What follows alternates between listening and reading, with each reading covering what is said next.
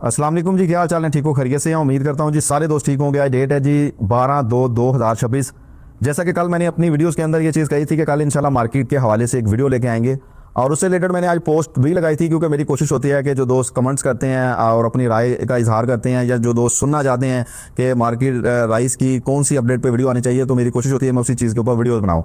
और जिनमें कुछ दोस्तों ने कहा कि जी आप हाज़र मार्केट की बात करें कि मार्केट के अंदर रेट के चल रहे हैं, और कुछ दोस्तों ने कहा कि जी मुंजी के कि आप अपडेट करें कि मुंजी के भी हाज़र क्या पोजीशन है। और बीच में कुछ दोस्तों ने मैसेज किया था कि जी हालिया 1-2 महीने के अंदर क्या पोजीशन हो सकती है, क्या नहीं, आने वाले दिनों में क्या हो सकता है, क्या नहीं।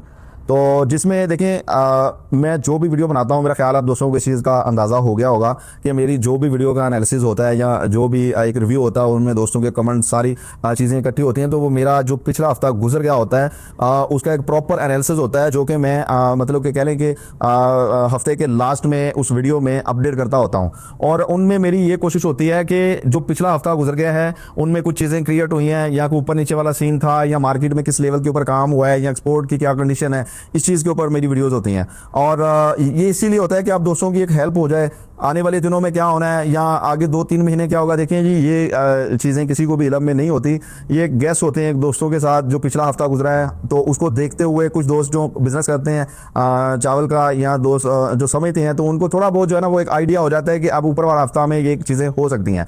तो जिनमें देखेंगे सबसे अगर मैं मेन बात करूँ ना, तो अगर हमारे जो 2-3 पीछे हफ्ते गुजरे हैं, उन हफ्ते में कंडीशन क्या थी कि लोग बेचने को ख्वाहिश नहीं कर रहे थे, यानी कि मार्केट में काम हो रहा था, लेकिन अगर मैं मिलर की बात करूं तो बहुत ज़्यादा मतलब कि ख्वाहिशमंद नहीं थे। उसकी वजह यह थी कि रेट जो था वो कह लें कि 12,000 से नीचे था, और मुंजी जो थी वो तेज़ थी, उनको वारा नहीं पड़ रहा था और समझ नहीं आ रही थी। और जिस तरह मैंने अपनी वीडियोज़ के अंदर आप दोस्तों को कहा कि जब मुंजी का रेट जंप होता है तो लाजमी बात है कि उसका साइड इफेक्ट आता है, चाहे वो सेले की मार्केट हो या कच्चे की मार्केट हो, या मतलब कि कोई भी चीज़ हो, क्योंकि मुंजी को देख के ही चावल का जो रेट है वो आप लगा सकते हैं कि हमें पड़ता किस रेट पे है और हमें बेचना किस रेट पे चाहिए। तो जिनमें मतलब कि यही चीज़ें होती हैं कि, और अब अगर मैं बात करूं इस हफ्ते की, तो इस हफ्ते में जो सबसे मेन चीज़ हुई है वो ये हुई है कि लोग इंटरेस्टेड हैं। अगर मैं मुंजी की बात करूं तो मुंजी में भी काफ़ी ज़्यादा दोस्तों की कॉलें आई हैं, मुझे खुद पर्सनली कि जो लोग स्टॉक में रख के बैठे थे वो भी अब बेचने के ख्वाहिशमंद हैं, क्योंकि रेट बहुत ज़्यादा अच्छा है। और जो मतलब कि जो मिलर हजरात थे वो जो माल रख के बैठे हुए थे, अब वो माल बेचना शुरू कर रहे हैं आहिस्ता आहिस्ता, क्योंकि उनमें मैंने एक पिछली वीडियोस भी लगाई थी कि इन दिनों में मार्केट थोड़ी सी स्टेबल इस वजह से रहेगी, क्योंकि देखेंगे अभी आगे रमज़ान स्टार्ट हो रहा है, तो ईद की भी लोगों ने ख़रीदारी करनी है। रमज़ान के अंदर जो है अरब गल्फ़ कंट्रीज़ या मतलब हर जगह पे ही चावल जो है वो ज़्यादा इस्तेमाल होता है, तो इस वजह से इन दिनों में मार्केट जो है वो स्टेबल रहेगी। अलबत्ता मार्केट में बहुत ज़्यादा तेज़ी इसलिए भी नहीं आई क्योंकि अफगानिस्तान बंद है। और अगर देखें कुछ दोस्त कहते हैं जी भाई आपने बात की थी तो मार्केट तो फिर भी देखें जंप है। देखें भाई जिस तरह मार्केट को जंप होना चाहिए था, जो पोजीशन बन गई थी, अगर मैं मुंजी की बात करूं तो देखिए ना 6,000 से प्लस काम हो रहे हैं, 6300, 6400, 6500, तो उसकी निस्बतन चावल का रेट को इतना ज़्यादा नहीं हाई हुआ। उसका रीज़न क्या था कि अफगानिस्तान हमारा राइस नहीं जा रहा, लेकिन मुंजी को देखते हुए फिर भी लोग ज़्यादा रेट मांग रहे थे, और आई चलाई वाले या एक्सपोर्टर्स बीच में जो काम कर रहे थे वो उनका लेना मजबूरी था, तो वो इसलिए माल ले रहे थे, और क्योंकि अब रेट अच्छे हो गए हुए हैं इसलिए बेचने वाला भी ख्वाहिशमंद है और लेने वाला भी, और अपनी ज़रूरत के मुताबिक जो है वो काम कर रहा है। और अगर अफगानिस्तान का बॉर्डर जो है वो खुल जाता है इन दिनों में, क्योंकि 2-3 महीने पीछे बॉर्डर जो था वो बंद था, अगर इन दिनों में बॉर्डर खुल जाता तो भाईजान मार्केट अब आपकी 12,000 प्लस नहीं होनी थी, फिर मार्केट आपकी 14,000 प्लस होनी थी।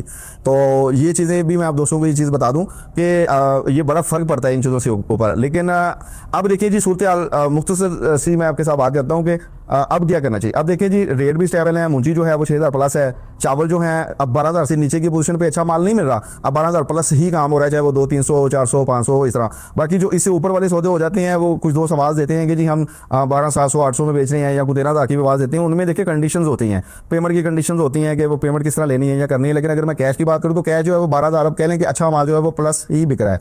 और मेरे ख्याल से मुंजी का रेट भी बहुत अच्छा है, चावल का रेट भी बहुत अच्छा है। और देखिए मैं कभी भी किसी को ये नहीं कहता कि आप मेरे कहने पे बेच दें या ले लें, लेकिन मैं हमेशा आप दोस्तों को ये चीज़ कहता हूँ कि मेरा मार्केट में एक एनालिसिस होता है कि इस हफ्ता में सूरत हाल की हुई है। जिस तरह मैंने अभी आप दोस्तों को बताया कि हाँ इस हफ्ते में एक अच्छी चीज़ हुई है कि लोग इंटरेस्टेड हैं, बेचने वाले, मिलर भी बेचने, चावल बेचने वाला ख्वाहिशमंद है, मुंजी जो लोगों के पास स्टॉक में थी वो भी बेचने में ख्वाहिशमंद है। क्यों? क्योंकि लोगों को समझ में आ रहा था कि रमज़ान है, ईद की खरीदारी है, तो गाहक अभी निकला है, हो सकता है आने वाले दिनों में गाहक जो है वो खामोश हो जाए। तो बाकी किसी को भी ये नहीं पता होता कि अगला महीना क्या होना है या इस ऊपर वाला महीना क्या होना है। हाँ उनके कुछ चीज़ें साइड इफेक्ट होते हैं। वो ये होता है कि जिस तरह मैंने आप दोस्तों को कहा कि अगर बॉर्डर खुल जाता तो मार्केट आपकी 14,000 प्लस होनी थी, फिर ये मार्केट नहीं होनी थी। अब बॉर्डर का देखिए ना, साइड इफेक्ट तो जरूर आया कि मार्केट 14,000 प्लस तो नहीं गई, लेकिन मार्केट मुंजी के हिसाब से इसके ऊपर नीचे जहाँ तक चावल पड़ते थे तो वहाँ तक खेलती रही है। अब मुंजी की वजह से ही मार्केट जो तेज़ हुई है। अब मेरा ख्याल है कि बहुत अच्छे रेट हैं, स्टेबल है मार्केट, लोगों को काम करना चाहिए और बिल्कुल करना चाहिए। ये मेरा एक रिव्यू होता है, बाकी हर बंदे की एक अपनी कोशिश है, एक अपना ज़हन है, माइंड है, उसने बेचना है या नहीं बेचना है। हालिया अगर मैं इस हफ्ते की बात करूँ तो इस हफ्ते में कह रहे कि काफ़ी काम हुआ है, आज चलाई लोगों ने काफ़ी ज़्यादा की है। डेली तो नहीं, या एक आधा दिन छोड़ के लोगों की लोडिंग जो थी वो लगी हुई थी, लोकल में भी थी और एक्सपोर्टर्स वो भी थोड़ा बहुत, और कच्चे में जो थी वो काफ़ी ज़्यादा तेज़ी थी क्योंकि कच्चे की बहुत ज़्यादा डिमांड थी। उसकी वजह से मुंजी जो थी वो स्टेबल थी। कच्चे वाले जो हैं वो हमारे एरिए से यहाँ जहाँ पे स्टॉक में मुंजी पड़ी होती है तो उनको ज़रूरत होती है, ज़ाहिर है क्योंकि उनके पास डिमांड है, तो उसकी वजह से हमारे सेले के अंदर भी जंप है। और एक और भी मैं आप दोस्तों को वजाहत करता हूँ कि देखिए, मैं सेले का काम करता हूँ, हमारा जो एरिया है वो सेले का है।